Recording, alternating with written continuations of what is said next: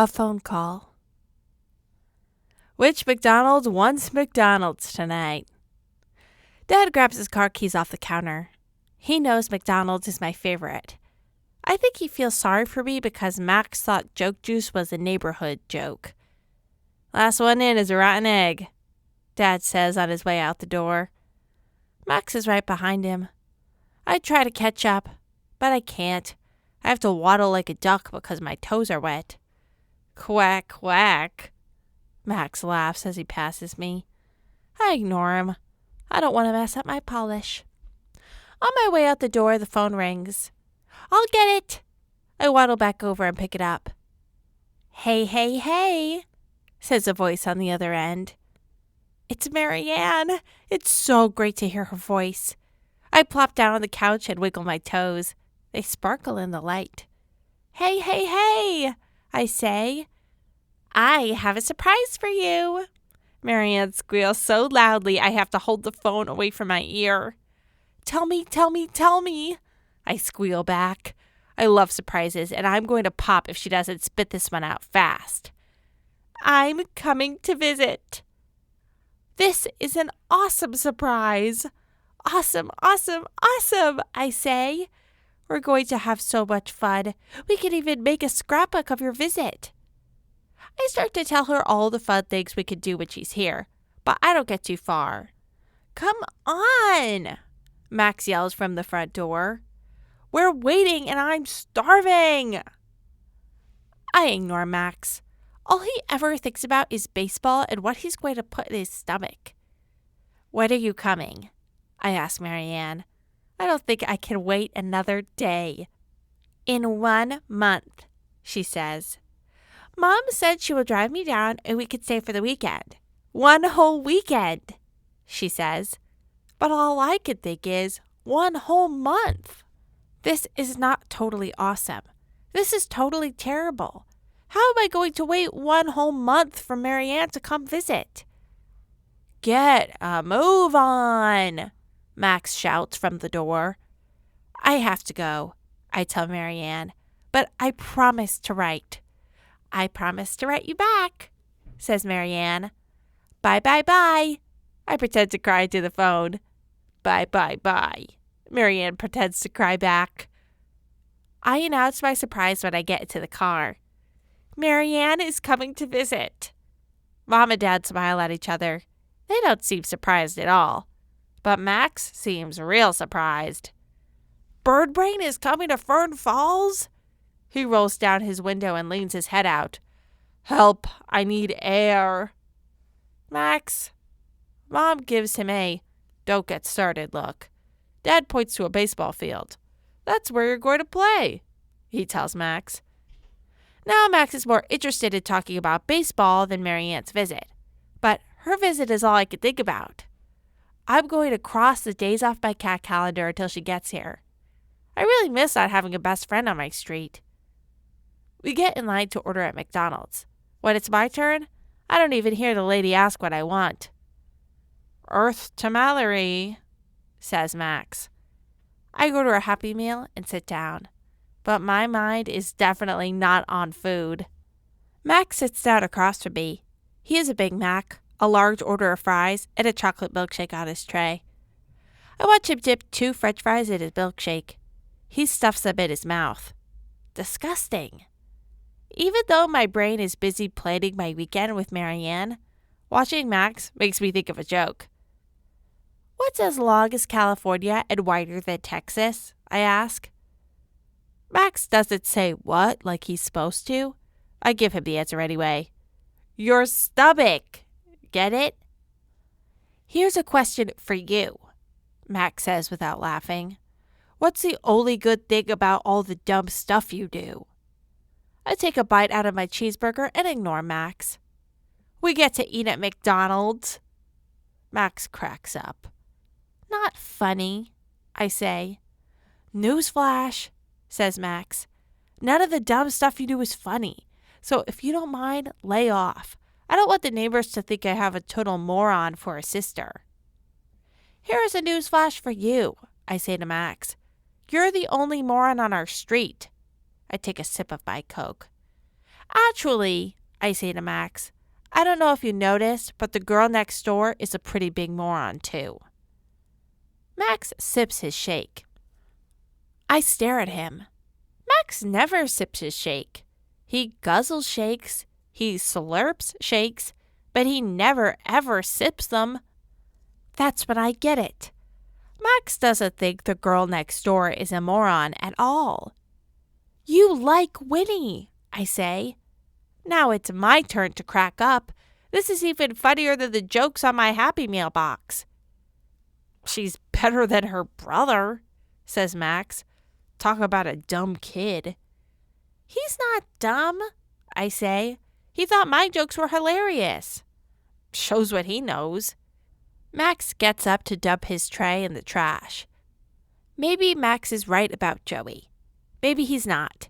But it doesn't matter anyway. Marianne and I made a pinky swear. Never be friends with any boy next door.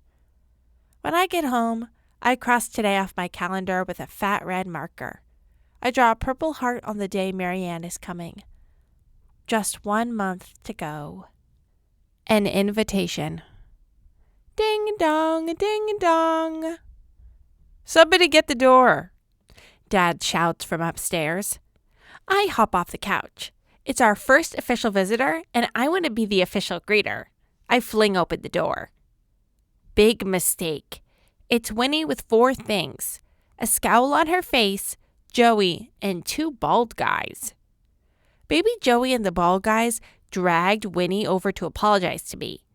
I saw on a movie once where that happened. The older bald guy hands me a bag. Special delivery, he says. What if there's something awful in the bag, like a dead snake or a rat? But I could tell by the smell it's not a dead snake or rat. I open the bag and peek inside. Fresh hot bagels.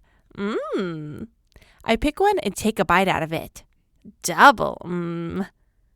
The younger bald guy talks first. Hello, young lady, he says. You've met my kids. I'm Winnie and Joe's dad, Mr. Winston, and this is my dad, Mr. Winston. The older bald guy smiles. You can call me Grandpa. Everybody does. I take another bite out of my bagel. I'm Mallory. Pleased to meet you, Mallory. Grandpa shakes my bagel-free hand. Mom comes up behind me and takes the bagel bag. Mallory, don't be rude. Invite our guests in. Dad comes downstairs and the introductions start all over again. Mr. Winston says he's sorry he hasn't come over sooner. Mom says we've been busy unpacking. Blah, blah, blah. For grown-ups who don't know each other, they have a lot to talk about. Mom invites both Mr. Winstons in for coffee. Then she tells us kids to go play. But we just stand there and look at each other. Don't grown-ups know that's what happens when they tell kids who don't know each other to go play? I'm going home, says Winnie. I'm too old to play. The front door slams behind her. Count me out. Max plops down on the couch. I've got to do something really important, like finish this comic book. That leaves Joey and me. I don't want to be friendly, but I don't want to be rude either. I take a bite out of my bagel. Want to see my room? Lead the way, says Joey. He follows me down the hall. It's hard to walk into my room because my scrapbooks are all over the floor. I push them into a pile in the corner to make room for both of us. It's a mess, I tell Joey. We moved in 3 days ago and Mom says I have to have everything put away by the end of the week. No sweat, says Joey. We moved in 5 years ago and I still haven't finished putting my stuff away. I think about Joey's mom. I wonder if Joey hasn't put his stuff away because he doesn't have a mom to tell him to do stuff like that. I feel bad just thinking about it. But Joey doesn't look like he feels bad. He opens one of the joke books on my dresser. What's another name for funny candy? He asks. I scratch my head. I give up. Laffy Taffy? Haha. Joey closes the book. You like jokes, don't you? I used to, I tell him. Joey looks at me like he's studying a long spelling word. Were you upset the other day because Winnie didn't laugh at your jokes? Joey's pretty smart for a boy.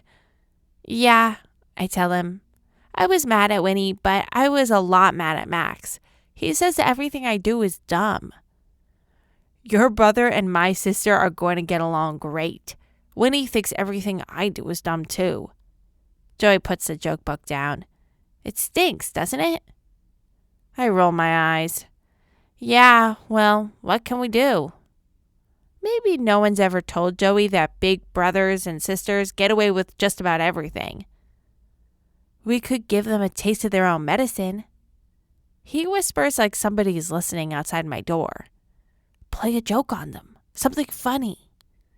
I look through my bookshelves. Sorry, I tell him. I can't find my copy of Jokes to Play on Your Older Sibling. Joey grins.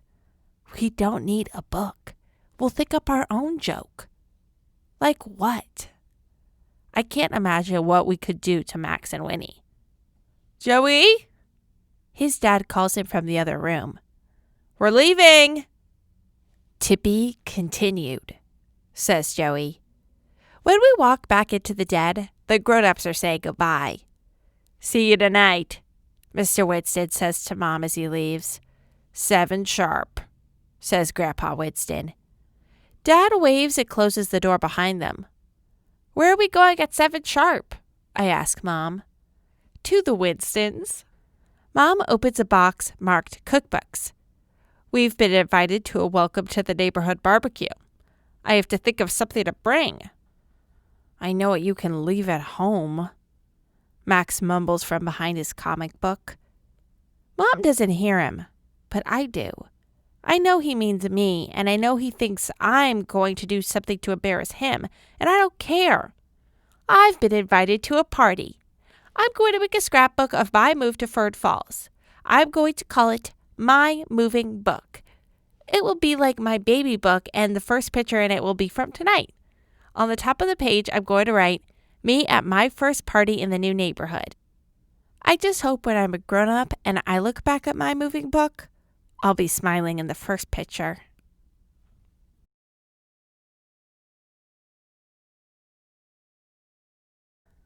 The No Joke Club. Whenever I'm waiting for someone to open the door, I wonder if I have a booger in my nose.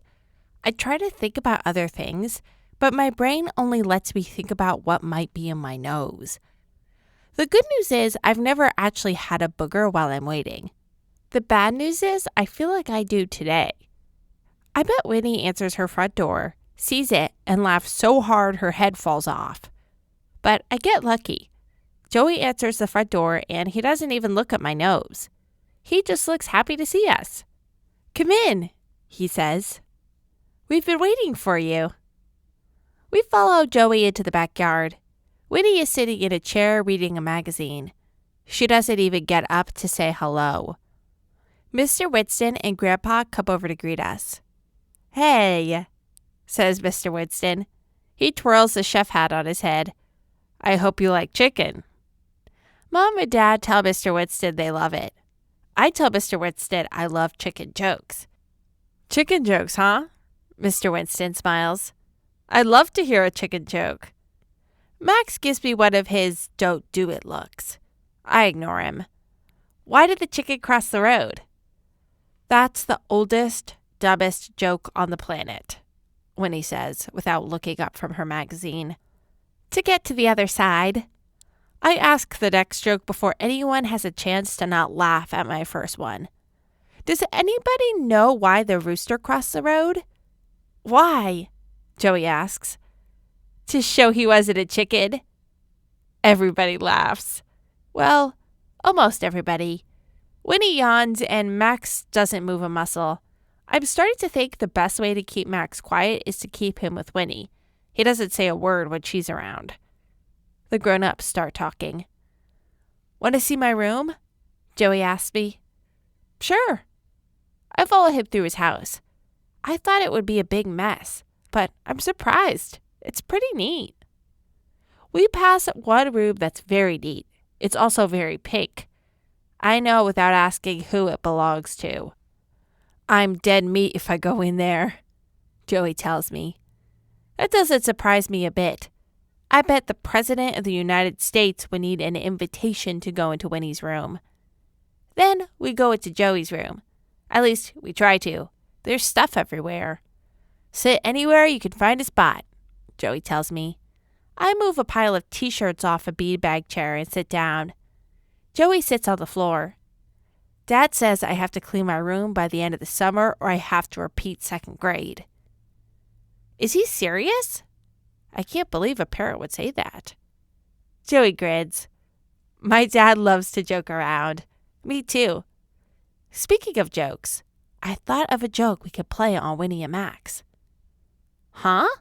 I say. I can't believe he's serious. Joey puts his finger to his lips and sticks his head out his door. He looks up and down the hall. Want to hear my plan? He asks softly. I nod. Joey sits on the pile of t-shirts on the floor and whispers his plan to me. I know no one can hear because he's whispering so softly I can barely hear him. When he finishes, I can't believe what I heard. I thought it would be impossible to think of something to do to Winnie and Max, but Joey's plan is great. We'll start a club, he says. The No Joke Club. I frown. That sounds like the wrong name for this club to me. Aren't we going to play jokes on Max and Winnie? Sure, Joey says. But we have to show them that treating us nice is no joke. I smile. I get it. Joey, Mallory, Joey's dad calls from the backyard. Time for dinner. So when do we put our plan into action? I ask Joey. We start tomorrow. He high-fives me. The No Joke Club is official. We go outside of the backyard. Mr. Winston gives everyone big plates of barbecue chicken and baked beans. I take a bite of chicken. What do you call a chicken that tastes good? I hope delicious, says Mr. Winston. Finger-licking chicken. I take a bite and lick my lips. I'm glad you like it. Mr. Winston smiles. Winnie rolls her eyes and Max doesn't even look up from his plate. I know he thinks my joke is funny because I've heard him laugh when I've told it before. But I also know he isn't planning to laugh today. Max must have a rule about it. Absolutely no laughing or talking around Winnie. While Mr. Winston clears the chicken plates, I make a note in my head. Tell Max he should find a better way to show girls he likes them. Mom cuts the cake she brought. Everyone eats a piece and then we go home. When I get in my room, I turn out my light and get right in bed. Life on Wish Pond Road might not be so bad after all. Painted toenails. I count red X's on my calendar and force myself to do some math, even though it's summer break. The results are worse than I thought they would be. It's been exactly 2 weeks, 2 days, 14 hours, and 22 minutes since I promised Marianne I would write her a letter. And I'm going to write her. The problem is for the past 2 weeks, 2 days, 14 hours, and 22 minutes, I've been very, very, very busy. And I'm still very, very, very busy. I'm supposed to be at the Wish Pond at this very minute for morning cat tricks. I grab donuts with one hand and cheeseburger with the other. Come on! Joey waves when he sees me coming down the street. Cat tricks lessons start promptly at 9. I plop down on the rocks beside the Wish Pond and hand Joey a donut. He's very serious about cat trick lessons. I am too, but so far, Cheeseburger doesn't seem to be much of a student. Last week, we tried to teach her how to shake paws. Once she shook her tail, but she never even lifted a paw. This week, we are trying to teach her to roll over. Okay, Joey says to Cheeseburger. Watch Murphy. He holds the donut in the air in front of Murphy. Murphy, roll over. Murphy rolls over and Joey gives him a little piece of donut. I clap. Your turn. he says to Cheeseburger. Joey holds up a little piece of donut.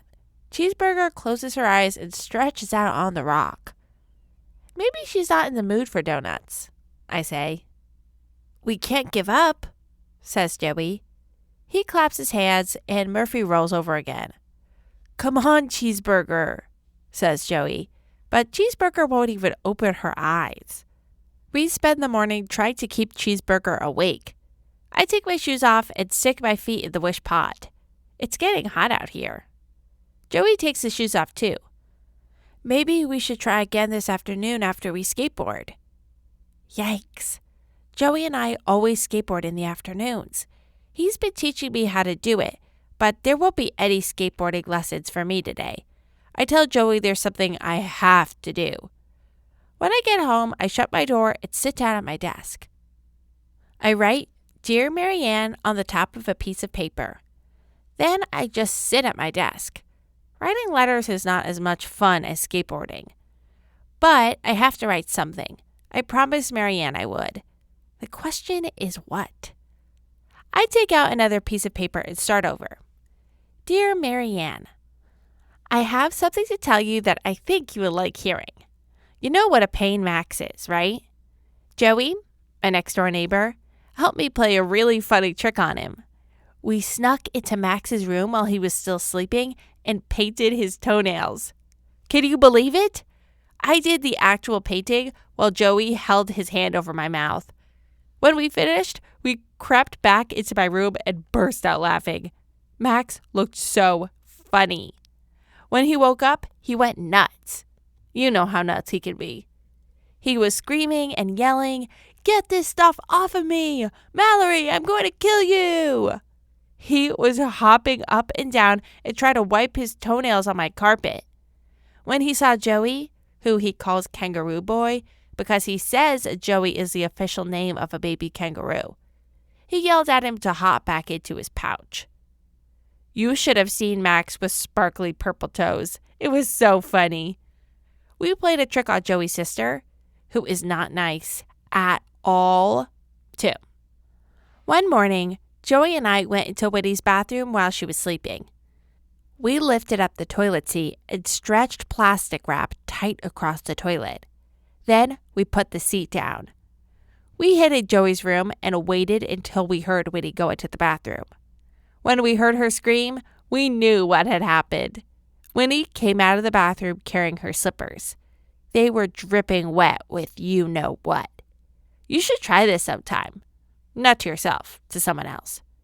It is so funny. I can't wait for you to get here. G2G, short for got to go. I'm late for skateboarding lessons. Hugs and kisses, Mallory. I reread my letter. In second grade, I learned there are 3 steps to writing a letter. Step 1, writing it. Check. Step 2, rereading it. Check.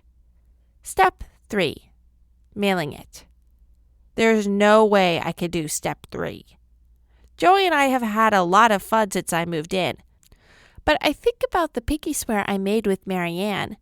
I promise not to be friends with any boy next door. When Marianne reads my letter, she'll know I broke my pinky swear. She won't be happy about that. I don't know how I'm going to tell her I'm friends with Joey, but I do know writing it in a letter is a bad idea. I rip up my letter. Then I look in my mirror and raise my right hand. Tomorrow, I do solemnly swear to write Marianne. This is the end of part 3.